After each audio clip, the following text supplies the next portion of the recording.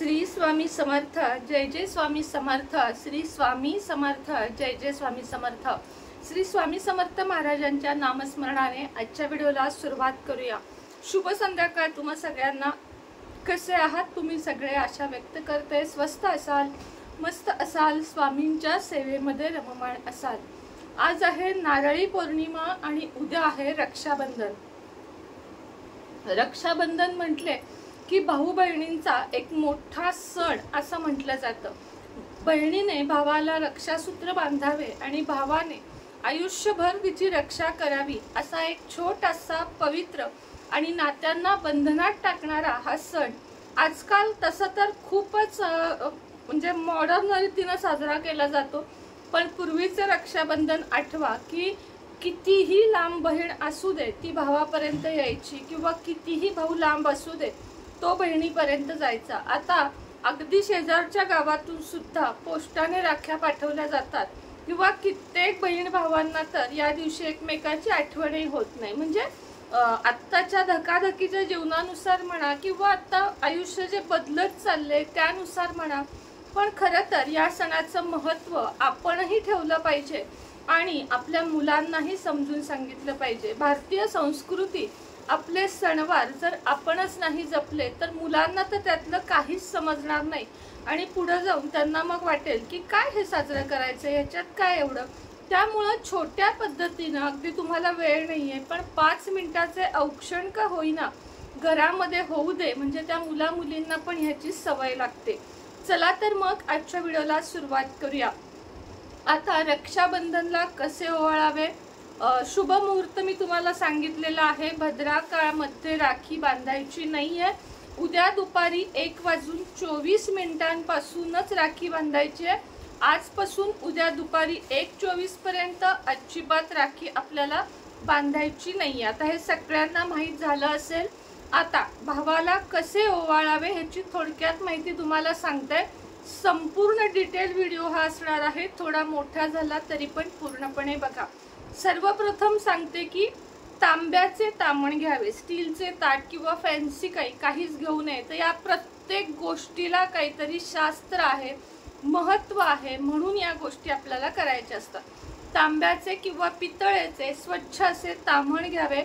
आधी ते घासावे, पुसावे, त्यामध्ये एक दिवा लावावा। दिव्यामध्ये चुकूनही तूप आपल्याला घालायचे नाहीये, तर तिळाचे तेल घालायचं आहे। तिळाचे तेल 2 कापसांच्या वातीची 1 वात, त्यानंतर 1 सुपारी, ओले कुंकू, अखंड अक्षता, सोन्याची एखादी अंगठी आणि तुम्हाला भावाला जे काही गोड, साखर, गूळ, मिठाई जे काही तुम्हाला भावाला घालायचे आहे ते, आणि रक्षासूत्र म्हणजेच राखी आपल्याला ह्याच्यामध्ये ठेवायची आहे। विविध फॅन्सी मोठ्या मोठ्या किंवा देवांच्या राख्या चुकूनही बांधू नका। ओम, स्वस्तिक किंवा गणपती, श्री स्वामी समर्थ अशा राख्या बांधू नका, आणि बांधल्या तर त्याचं पावित्र्य जरूर राखा, त्या कुठेही पडून देऊ नका। म्हणजे बऱ्याचदा असं आढळतं की राखी पौर्णिमा झाली की त्या राख्या कुठेही पायदळी पडलेली असतात। त्यामुळे कळत न कळत आपल्या पायाखाली कोणालाही आपण हे होणार नाही याची काळजी घ्या। साधा कलावा बांधा किंवा छोटंसं डिझाईन असेल अशी कोणतीही राखी तुम्ही बांधू शकता। चांदीची राखी बांधणे सुद्धा शुभ असते, कारण चांदीच्या राखीने भावाचा चंद्रमा शांत होतो, भावाचा स्वभावात जर काही राग असेल तर तोही शांत होतो, म्हणून चांदीची राखी सुद्धा शुभ मानली जाते। पण पुन्हा तेच की राखी म्हटले की त्याचे पावित्र्य जपणे आहे। आता आपले हे सगळे ताट तयार झाले, त्यानंतर भावाला पूर्व पश्चिम बसवायचे आहे, दक्षिण उत्तर चुकूनही बसवायचं नाहीये। सध्या सोफ्यावर, बेडवर अशाच राख्या बांधल्या जातात, पण आपण नव्याने प्रयत्न करूया की पाटावरच बसवायचे भावाला। पाटाभोवती रांगोळी काढायची, जुनं ते सोनं असं मला तरी वाटतं। पाटाभोवती रांगोळी काढा, भावाला टोपी, आता टोपी असेल नसेल रुमाल घाला डोक्यावर किंवा हात ठेवायला सांगा, आणि त्यानंतर तुम्हाला भावाला ओवाळायचे आहे। ओवाळण्याच्या आधी सगळ्यात आधी ओल्या कुंकवाने तुम्हाला भावाला नाम काढून घ्यायचं आहे, त्याच्यावर अखंड अक्षता तुम्हाला चिकटवायच्या आहेत। हे झाल्यानंतर उजव्या बाजूने डावीकडे असे भावाला ओवाळून घ्यायचे आहे आणि डोक्यावर अक्षता थोड्याशा घालायच्या आहेत। सुपारीचे महत्त्व म्हणजे सुपारीसारखा टणक माझा भाऊ होऊ दे आणि त्याच्या आयुष्यात कुठलेही अडथळे येऊ नयेत म्हणून सुपारीने ओवाळावे, सोन्याने यासाठी ओवाळावे की सोन्यासारखा संसार माझ्या भावाचा व्हावा म्हणून सोन्याने सुद्धा ओवाळावे। हे झाल्यानंतर ओवाळून झाल्यानंतर तुम्हाला ते जे ताट आहे ते तुम्ही खाली ठेवताना त्याच्या खाली अक्षता ठेवा आणि त्याच्यावर तामण ठेवा आणि त्यानंतर भावाच्या उजव्या हातामध्ये तुम्हाला रक्षासूत्र म्हणजेच आपली राखी बांधायची आहे।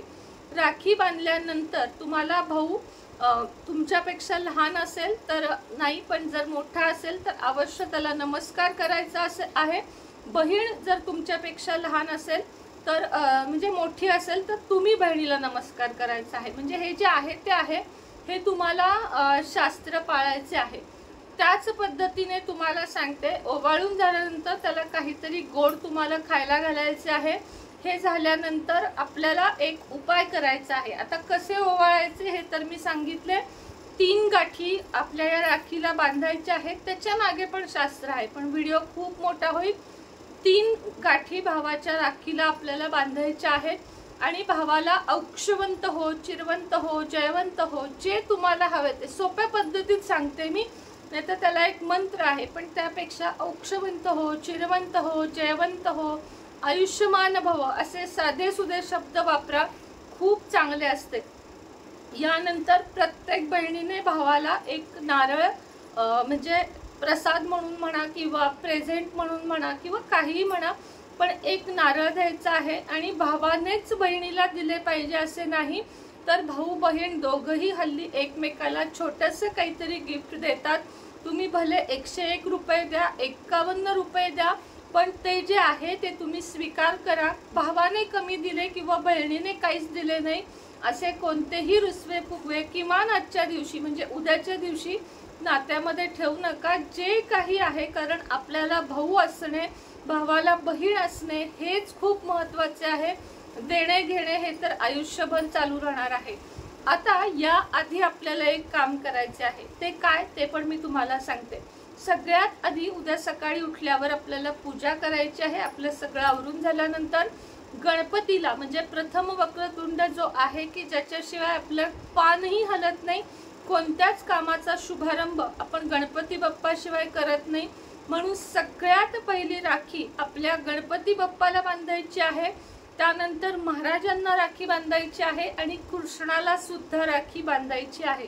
बांधायची म्हणजे ठेवायची, हात असे जर असतील बांधण्यासारखे तर बांधा किंवा नुसती ठेवा आणि ओवाळायचं। जसं आपण भावाचं औक्षण करतो तसेच देवाचे औक्षण करायचे आणि नमस्कार करून सगळ्यांचे रक्षण करा हे आपल्याला बोलायचे आहे। त्याचप्रमाणे देशाचे सैनिक, पोलीस, डॉक्टर असे अनेक जण आहेत जे आपल्या देशाचे संरक्षण करत असतात। अगदी ट्रॅफिक हवालदार, शेतकरी हे सुद्धा आपल्यासाठी रोज काही ना काही झगडत असतात, कष्ट करत असतात। आपण खातो ते शेतकऱ्यामुळे, आपण रात्रीची झोप घेतो ते सैनिकांमुळे, आपण रस्त्यावर पोलिसांमुळे अगदी व्यवस्थित वावरू शकतो।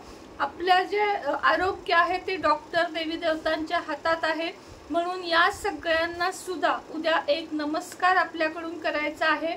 आणि सैनिकांसाठी थोड्याशा अक्षता प्रत्येकाने पूर्व दिशेला म्हणजे एक ती उत्तम दिशा मानली जाते, पूर्व दिशेला थोड्याशा अक्षता टाकायच्या आहेत।